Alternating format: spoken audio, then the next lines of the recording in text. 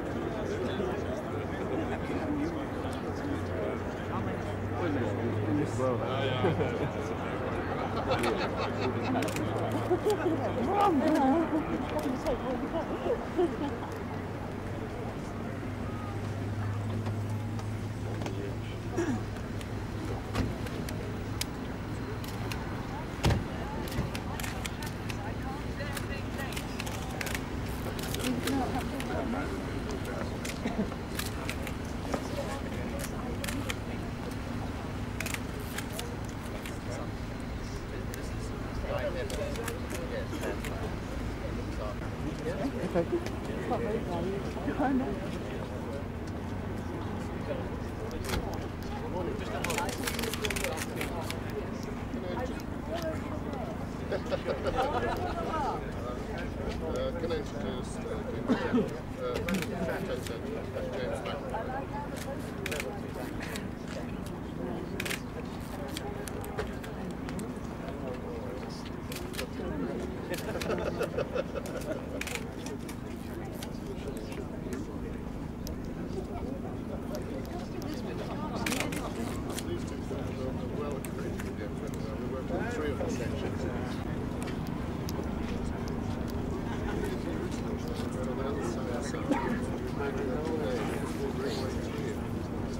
themselves coming round. Yes, that's right.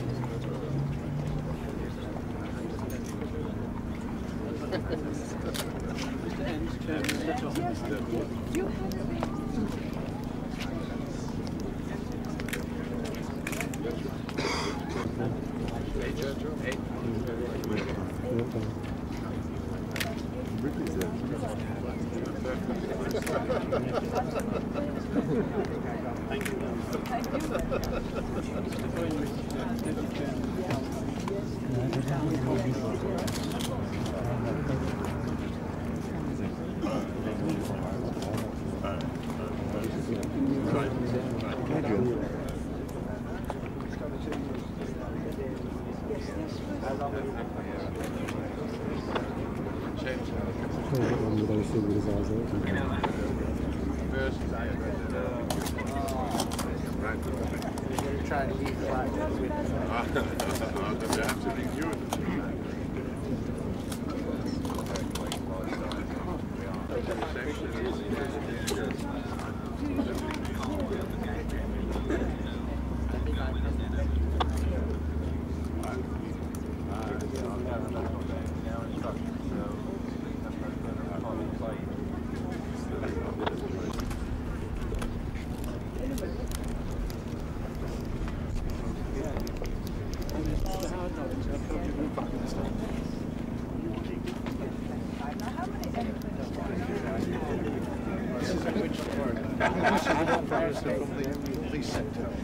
Essex. Because I was concerned a lot of the contracts around there. Yes, I do have. Yes, yes. That's true.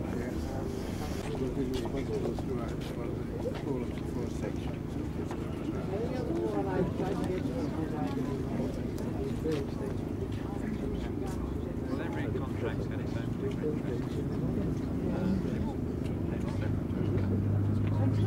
Well, we put it up on... said you had to move it without causing nuisance. Yes, well, it's actually up on either side of the motorway. It's been covered over grass and hopefully it'll blend in with the surrounding countryside a few years ago.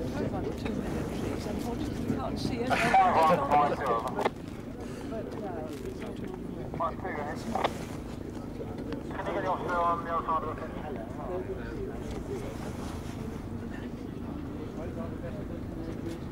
Not too many on this particular section, of course.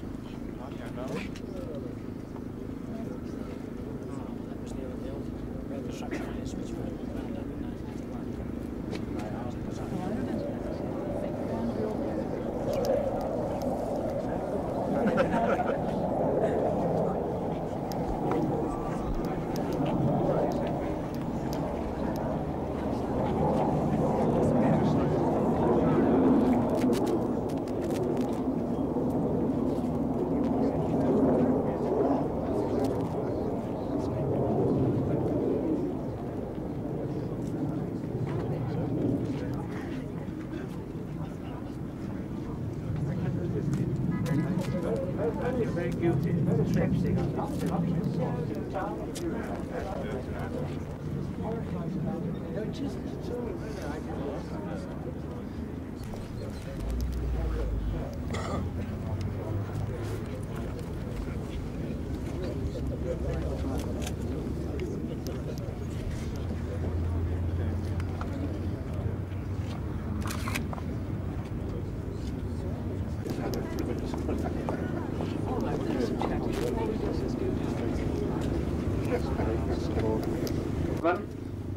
Could I first very much welcome everybody, especially, of course, the Prime Minister, who we're absolutely delighted to see has been able to come and join us today on this very important day for our country, as well as for London and the whole of the area.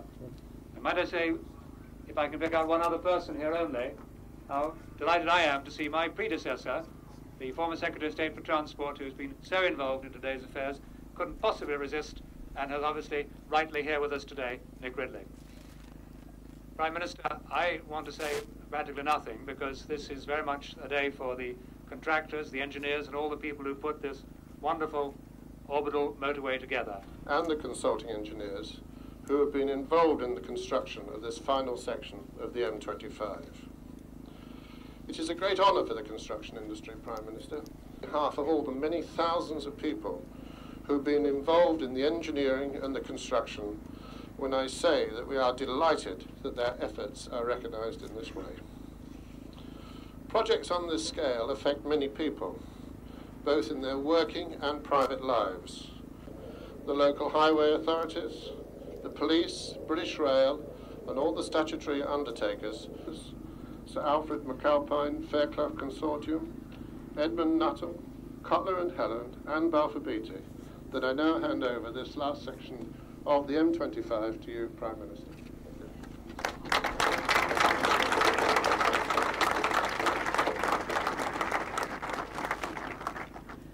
Secretary of State, Mr. Holland, ladies and gentlemen, I'm told that the M25 is the longest city bypass in the world. 117 miles of motorway. That's as far as from London to Bristol. Of course, the idea has been around for a long time. Indeed, it dates back to a Royal Commission on London Traffic in 1905, and it was proposed again by Sir Patrick Abercrombie in 1944. Construction, however, only began in 1972. 19 miles were built in the 1970s, and 98 miles since 1979. And as you know, it's already proving its worth. It's cutting the time to the ports and to the airports, and it's allowing people to make journeys that they could not have faced before. And it's making life much more pleasant for people in many of our communities. It's taking heavy traffic away from our towns and villages and from London itself. Of course, the road runs through some of the most attractive countryside, but great efforts have been made to blend it into the landscape, including the planting of some 2 million trees. Now, some people are saying that the road is too small, even that it's a disaster. I must say I can't stand those who carp and criticize when they ought to be congratulating Britain on a magnificent achievement and beating the drum for Britain all over the world.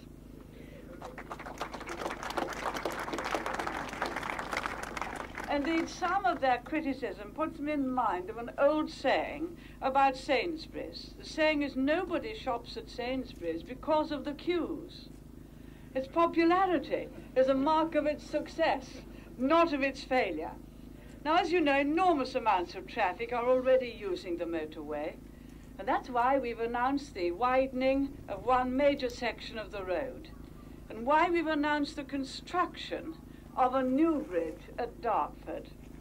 And to some of those who say we always build our roads too small, we can only point out that at some of the planning inquiries, those who object to the new road say that our traffic forecasts are excessive and that improvements to existing roads would be enough. Fortunately, the planning inspectors and the successive secretaries of state have not accepted that viewpoint. Indeed, I think you will all agree that on this great occasion, as we open the last section, when some of our splendid civil servants have accepted the Secretary of State for Transport, and we have two very distinguished ones here today, wish to push on with this great highway, in that case, they've always been quite right to say, yes, Minister. And it's because they've said, yes, Minister, to successive Secretaries of State, and I know how anxious they were to get this complete, that we are here today. This is a road of which we can all be proud. It's a showpiece for British engineering and our great construction companies, and I would like to thank and congratulate them all on this magnificent achievement. Some of them have worked on 7 or 8 British motorways. Some of them have worked on exports, roads, rapid transit systems, dams, great engineering projects all over the world. I know several of the faces I see here today, I have seen, whether it be in Hong Kong, whether it be in Sri Lanka, whether it be in other countries which take our engineering, and these people export their talents for Britain. They are absolutely top-flight construction companies, not only in our country, but in the world over. And so it gives me very great pleasure in congratulating everyone concerned to cut the tape and declare open the final section which completes the M25, this £1 billion investment in Britain's future.